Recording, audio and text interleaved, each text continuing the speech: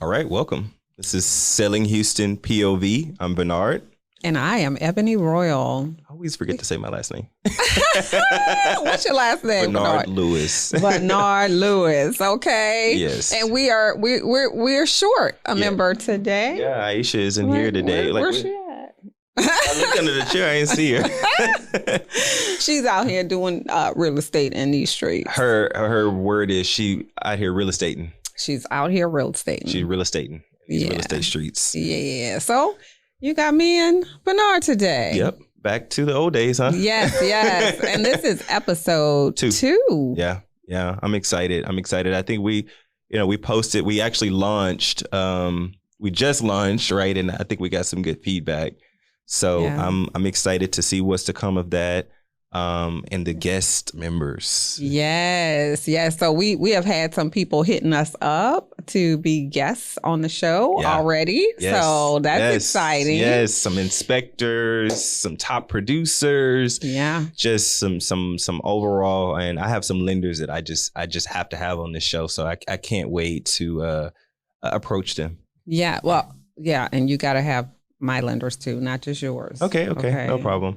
And then I want some title people. I think we're gonna get our main title person. Absolutely. She know who she is. Absolutely. Oh, if we could get her. I'm not gonna say any names, but she know exactly who she is. She says she subscribed to our channel, so I hope she hears this. Oh, good. So we will have her here, and I think that will be great because often we just talk about sales, and not title.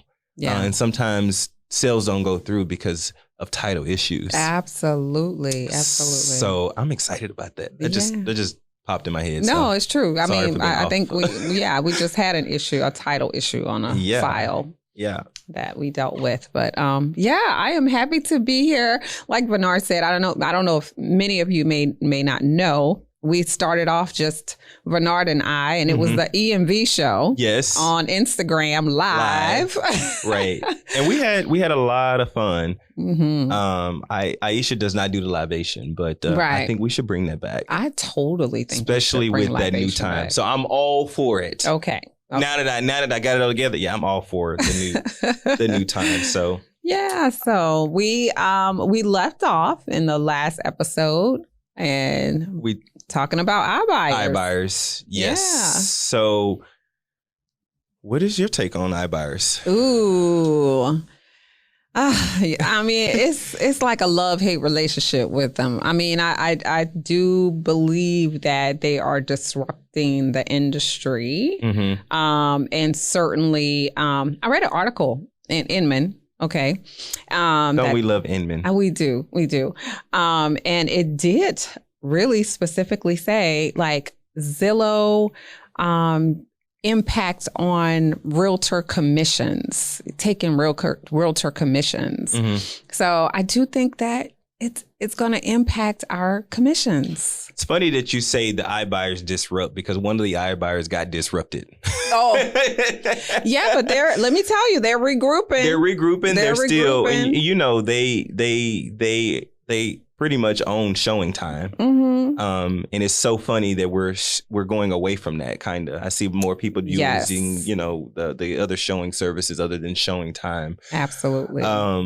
Which is funny. But, I know last year Zillow made that announcement that they were disrupted in a sense, and they had more inventory than anything, and they needed to deplete it all. Correct. I wonder if so lately I've been seeing a lot of Open Door. Okay.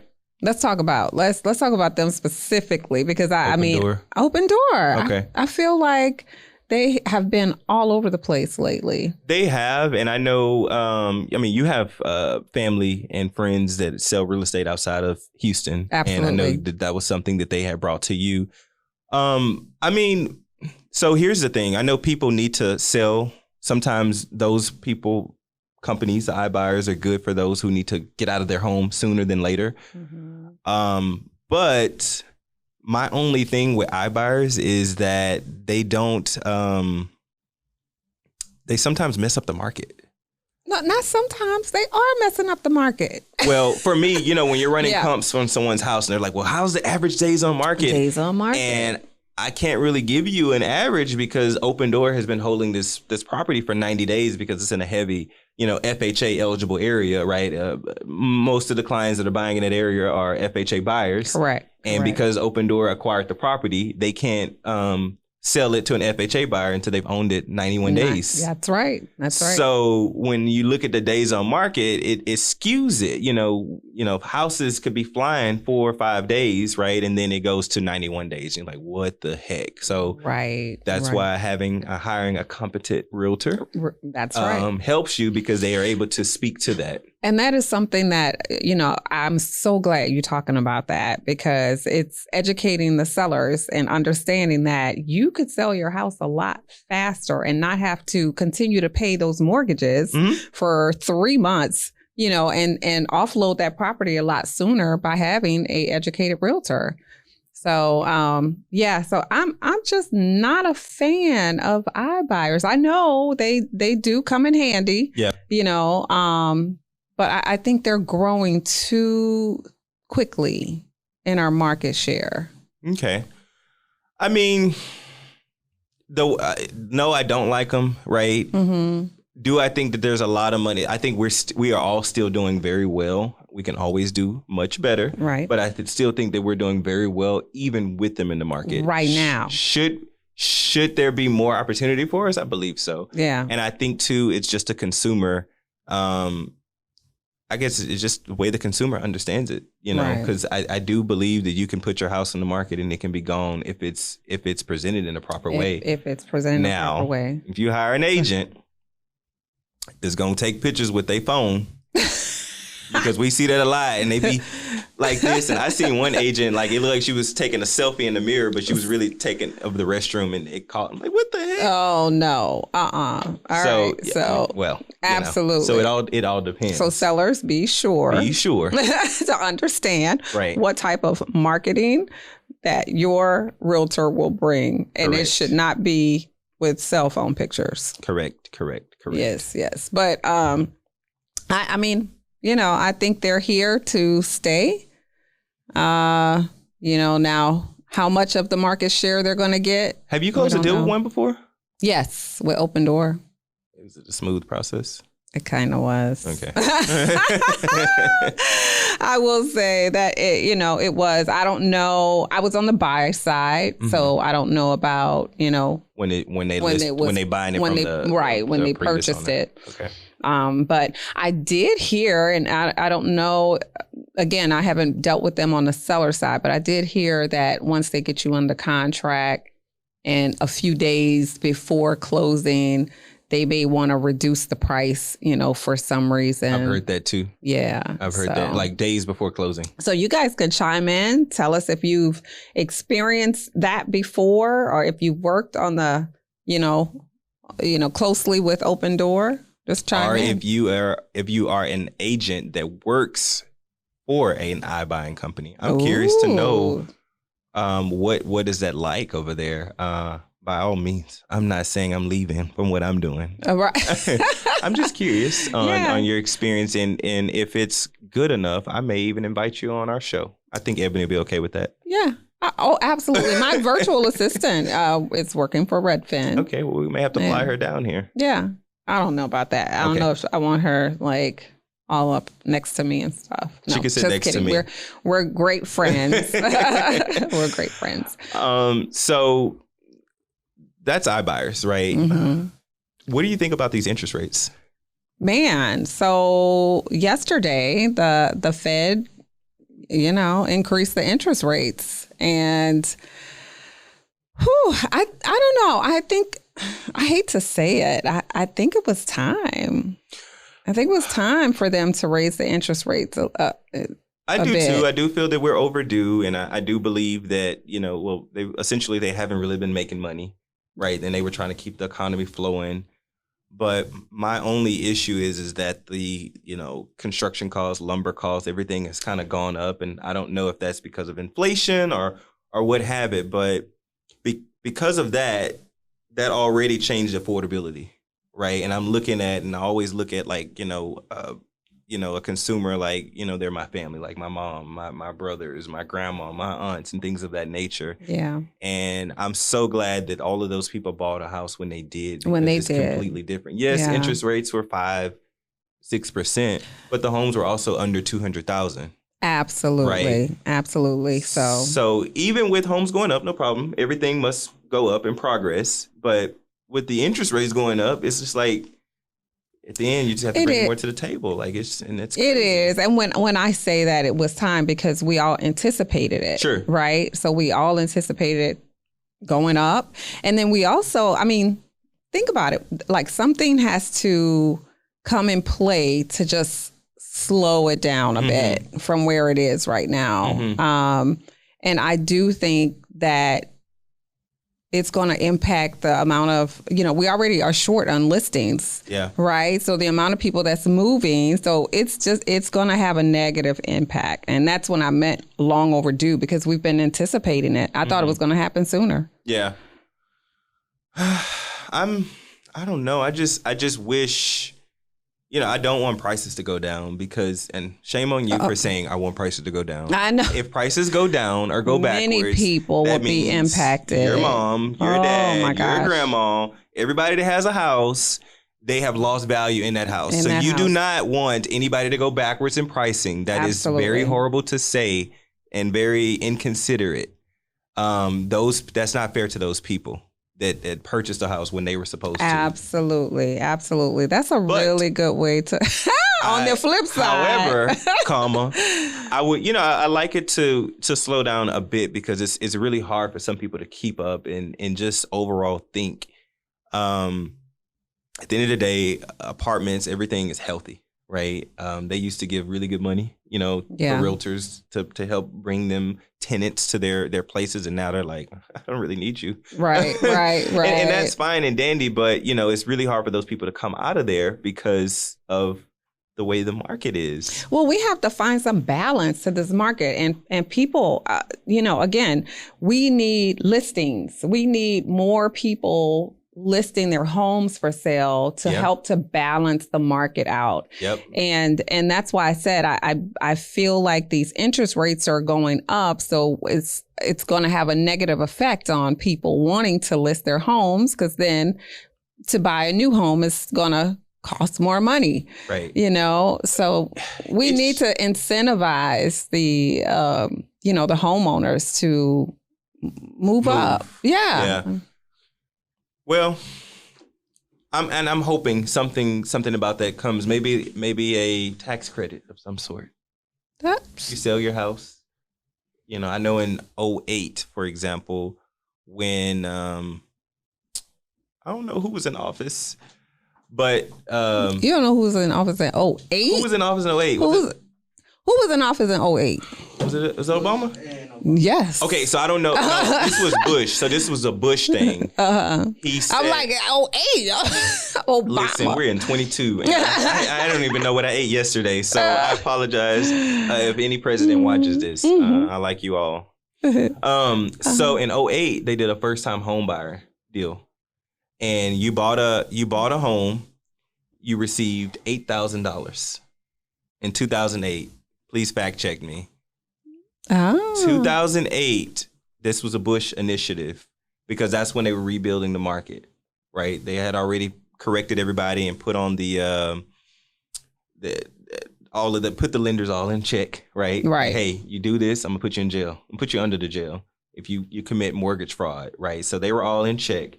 But to incentivize the people to buy a house, they gave them $8,000. I'm sorry, $8,000 for a first-time home buyer. I guess you had to prove that was your first time buying a house too. I don't know. So, I know that Biden talked about that there was supposed to be some like a $10,000, incentive for first-time home buyers. They did, but I ain't heard that since. Right. That was it. It was just talk. Ukraine, Russia. Like, what about your people that live here? Yeah. They need help, please. Yeah. So I think we do need some type of, government. But the government, man, we need them to step in. We need them to step in. You know what the and government reminds me of? I can't wait to hear this. What does the government remind you of? They remind me of the real estate market. They remind me of realtors. You know how, for us, it's not just a check. It's about helping people, right? But you have some cocky realtors, right? That's a good one. That's like, I've been in the business 10 years, and I've been in it, and it's all like, because I'm better than you, I'm proving something to you. What do you need to prove? Just help people, right? And if you help people, I do believe that you're going to be taken care of. Well, yeah, it depends on what side of the aisle you're on. I don't know. I'm at this point. I'm on the side that's going to help people. I'm going to help the economy. Right? There are, we're not perfect, but it's just like. Well, the debate is how you go about it. I think that I just feel like everybody's cocky. Yeah. I think you calm down, get off your high horse. Oh, you know what I'm saying? Absolutely. I think both sides of the aisles are like that. I agree. It reminds me of the real estate market, because let it be a listing agent that thinks that they've been in the market, they've been in the business 92 years. First of all, you've been in the market 92 years. I'm going to need you to go have several seats. Please and thank you. Please and thank you. And first of all, that has nothing to do with me, how long you've been in the business. Okay? Well, Bernard, not all of us that have been in the business are cocky. I've been in the business a long time. I know you've been in the business 16 years. But there are some that's actually been in the business for 2 years who are very, very cocky. That part too. I just think it's an individual thing. I've been in the business. This will be my 3rd year. I'm not cocky, but I'm very confident. Well, what's the difference? Well... So we're downtown in Houston. So I feel like I've been thrown under the Metro light rail. If anybody knows that, I want you to Google it. No, look, I never want to throw my friend under the bus. Listen, but I'm just trying to not understand. the bus, the light rail. I'm under that thing. I think everybody want to know, like, what's the difference? So I'm not cocky. First of all, I don't flaunt the amount of time I've been in the business. I feel like that is a very cocky, no one asked that question. I don't care if you've been in the business 2 days. Like, that has nothing to do with me or the price of milk. Okay, sir, ma'am. So on the first episode, we told you what you were gonna get. So here it is. That has nothing to do with me. So like that blunting, what is that supposed to do? I just did I'm under contract on my listing with another agent, and she's like, I'm fairly new, and I was like, oh my God, I really want to work with you. I don't care. Like, I don't care how long you've been in the business. Can you deliver what we're asking? Especially if I'm verbally telling you what somebody want. Can you put it on the contract? We can get it going. Ooh-wee. Look what happens when you challenge Mr. Bernard Lewis. That's a double espresso today. So give me a little energy. So we digressed a little bit and but got on. Speaking about how politics really impacts. Politics play a huge role in just the economy. Real estate is a big part of the economy. Do we know how many people are part of a real estate transaction? Because they always looking at the realtor. Ooh. There's plenty of people involved in the real estate transaction. Yes. Especially on a new build. We went over this in the new agent class, and I'm not a part of that. I know. Yeah. So we were talking about it. So let's go through it. So let's start with the first and foremost, the best person. Who is this? The realtor. The client is the first person. That's right. I'm client obsessed. Yes. So the client themselves, and then you have the listing agent, then you have the buyer's agent. Okay. Then you have the title company. Okay. You have the appraiser. Okay. You have the lender. Mm-hmm. You have the inspector. Mm-hmm. Come on, keep then there's going. An underwriter. Then there's the underwriter. There's a processor that works with the lender. Yep, we talked about all of those. What are we missing?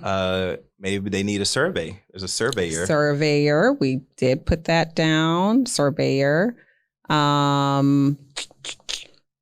What else? And then if something is to come up on the inspection report, then there's other parties that are needed. Qualified parties, licensed people that maybe need to work on certain things of the home. Absolutely. Yeah, but Those are a lot of people. That's a ton of people. And you have to expect that everybody is going to do their job. Mm-hmm. Not all the time, but not all the time. I don't know if we have and time not in a that yes, not in a timely manner. Okay, so the gas company. So our gas company here is CenterPoint, and they move at their own pace. I mean, there are many outside. They will. I mean, so I'm just saying from a new build, right? Yeah. Mm-hmm. So on a new build side, the builder has everything that they need. And I wish Aisha was here. I looked for her under the table. She could speak on that a little bit more. I know. But we patiently wait on the gas company. They give us dates, right? And then before we know it, it's 2 weeks later. Yeah, hey, where are you? Oh, look, if we start, we'll get there. Well, here's the thing. If we start talking about outside factors that can impact a real estate transaction, then we will be here all day. Yeah, we don't have all day. Okay. Well, thank you, Ebony, for putting me back in my chair. Yes. So, but I think that's really good information to the consumer, but also to new agents out there. Yeah. And I don't know if you know, did you know that there is 46% of the total agents in Texas have been licensed less than 5 years. 46%. What do you think that's driving that number up? And by all means, I don't care if it's 2 million realtors. I'm very confident in my ability to perform, and deliver. Absolutely. But what do you think that's driving that number up? And like I said, I'm okay with more realtors coming. I'm just curious because not everybody is joining, social media. Reasons. Social media. Okay. I think it's social media. What else? Social media. TV now. It's more advertised on TV. I know we discussed it on our last episode. Right. So we do have the reality shows now, but even prior to the reality shows coming out, I think it was social media. That's very okay. I'm just curious. I mean, what are your thoughts? I'd love to know. I think people sometimes look for jobs that pay a lot of money, right? Or they hear that somebody else is making that, But where did they hear it from? Social media is one, but I also think too, real estate has always been one of those jobs that people like. Oh, well, I want to do that. Guilty, because I was that person for sure. Right, but it's like, can you explain why you want to do it? I'm just curious, and that doesn't mean that you're not going to be a good agent or you're going to be bad. But like for me, like I had the right reasons of joining. Like I've been in sales for over 10 years, and I'm like, well, I just it's feel like I'm capped here, right? And I want to work in an uncapped environment. I've worked the commission job for 10 years, so absolutely. I understand if something doesn't go right and go well. Whatever, on to the next, right? And I think some people join is because I want to make a lot of money. Well, what if that doesn't always go through for you? Like, are you prepared for the next? Well, but you can make a lot of money being a doctor. You can make a lot of money being a lawyer. Well, you can it also takes a lot of schooling. Real estate doesn't take, you really. Yeah, that's the thing, right? So it's easy. You want to make a lot of money and take the easier route to potentially go that. You did well. Yeah, you're here. Yep, you did well. You're here. But yeah, I think that I mean, obviously, it's a big factor that people want to make money, but I also think that people are fed up with corporate rules and corporate environments. I had this conversation with somebody. Somebody got to work. Yeah. Somebody got to work, though. I know somebody does have to work. I do. I'm just thinking about why. Going back to your question, why do people want to join? They want that freedom. They want financial freedom, and they just want freedom. But let's be honest. Do you feel like you have freedom? Yes, and I'm going to say, and I hate when my husband says this, but yes and no. I do feel like real estate takes up a lot of time that people don't realize. And I get this from the new agents all the time that, like, when am I supposed to take a day or when am I supposed to rest? I feel like I'm working all the time. I'm like, well, this is real estate. Like, you do work all the time. But you can change things around, and you can choose to take a day off. Now, it will impact your sales. And it's how you take a day off. And it's how you take a day off. I would respond to them, try running 9 retail stores at one time and taking a day off. Right. But that's what I mean. That's what I mean by having that freedom. Like, you know, you can take a day off, and you don't have to ask permission. Yeah. You don't have to go to your boss and say, I'm putting in this request for a day off, and your boss says, no, you can't have it. Like, but let me ask that's what I mean about freedom. Let me ask you this. So in a day's time, how much time do you work in one day? Oh, do you start your day at 9 o'clock and take your break at 12 o'clock? No. And be done with work at 4:30? No, not at all. Okay. So there's clearly some confusion there. Yeah. By all means, I'm not saying I don't want, but I think that people just think that they can just turn it on and turn it off like a call center, and it doesn't work that way. Oh, absolutely. And what I find is that with new agents, discipline on their own is very difficult. Well, until they join Braden Real Estate Group and they tell you how and what you should be doing other than writing a contract. But telling you and you doing it, it's still telling and showing, right? I mean, they have to implement it. They have to implement it, but at least you're providing something of that. Absolutely. Right? We provide the guide. That is an exclusive training by Braden Real Estate Group. Okay, Braden Real Estate Group. No, it's Buy, sell, build a legacy. And it's Braden University. Oh, BREG University. BREG University. That's an exclusive thing. Shout out to Jermisha and Nicole. Shout out for the best training program out there and the best trainer. Just all right. Saying. I was a paid sponsor for Braden Real Estate Group, LLC, a licensed full service brokerage in downtown Houston. And Dallas, Texas. Yes. Yes. All right. So I think, I'm sure they're probably tired of hearing us talk. But, we have a few more minutes. Anything else you'd like to share or thoughts or? Yeah. I mean, I am just, so yesterday, our owners of our brokerage got to speak at a national platform yesterday. And can y'all believe that we have only been in business since 2018? And it's exploding. I'm just so proud of them. It's open. I'm so happy to be a part of it. Yeah. So what are your thoughts on how, just to see the growth that's happened since you've joined? I'm loving every second of it. Yeah. What I wish I could have done was maybe become full-time sooner. But I think, everything happens at its time and for a reason. And the only thing I wish is just I was a part of that experience with them, being able to see them on the stage. I know. But I did have clients and stuff. So yeah, we weren't able to attend, but I'm sure they killed it. Yep. They're phenomenal. Yep. So can't wait to have Aisha back. I know she called ghost on us this time around, but I know. She'll be back soon. I guess we're gonna have her back. I guess we can put a chair here. We'll have blue chairs. We'll put her in a red chair. Oh, that's a good idea. She got the high seat. Yeah. Yes, I agree. High seat. Missing shows. All right. So that's Selling Houston P.O.V. And I'm Bernard. And Ebony Royal. We will see you next episode. All right.